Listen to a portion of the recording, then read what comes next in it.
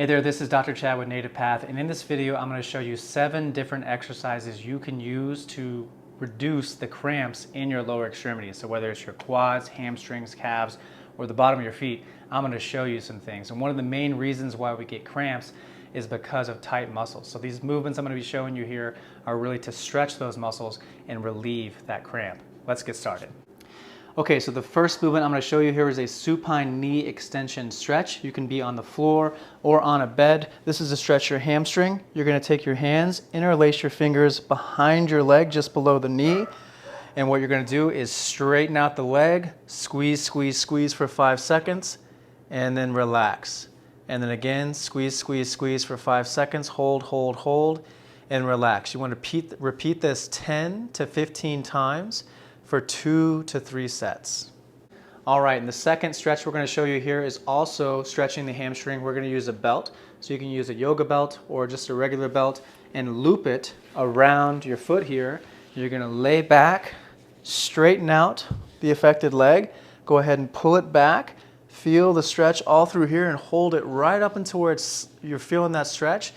Keep your leg straight, hold for about 30 seconds, and you're going to repeat this 2 to 3 times. Make sure you really relax your face. Okay, and the third movement we're going to show you here is a calf stretch also with the belt. So a belted calf stretch. Take the loop, put it a little higher on your foot, not on the bottom, and you're going to straighten out this leg. Have the other leg bent to support you, and what you're going to do is just pull back right here. Again, hold for 30 seconds. Really relax your face. You're going to feel a stretch right through here. And you're going to repeat 2 to 3 sets. Another thing you can do with this to get a different area of the calf is to slightly bend your knee and also pull back. You'll feel that in a different spot. Same thing, holding for 30 seconds, repeating for 2 to 3 sets. Okay, the next 3 exercises I'm going to do in standing. I'm going to use a dresser, but you can use any counter. So go ahead and stand up, put both hands on the counter. First one I'm going to show you here is a hamstring stretch. You're going to have the affected leg straight, about 3 feet from the counter. Other leg is behind it and bent, supporting it, just putting the toes in the ground. Keeping this leg straight, you're going to take your hips back and forward. Breathing with it, really relaxing the face, feeling this stretch all through here. We want to do about 10 to 15 repetitions. Do a little pause at the end to make sure you feel that, and then come up. 2 to 3 sets. And the next one is a standing quad stretch. So going back to that standing position, both hands on the dresser here. Take the affected leg, go ahead and bend it, pull up on the ankle, stand real tall, squeeze the butt, have the knee right by the other knee, and then hold here for about 30 seconds, repeating for 2 to 3 sets, feeling the stretch in the front part of the quad. Okay, and the next one is a standing calf stretch. So back to the counter, have one leg back, the affected leg. You're going to have the toes pointed forward and that back leg straight. Other leg is forward supporting you. And you're just going to lean forward, keeping the back of the heel on the ground, holding for 30 seconds, repeating for 2 to 3 sets. Really focusing on feeling the stretch right back here.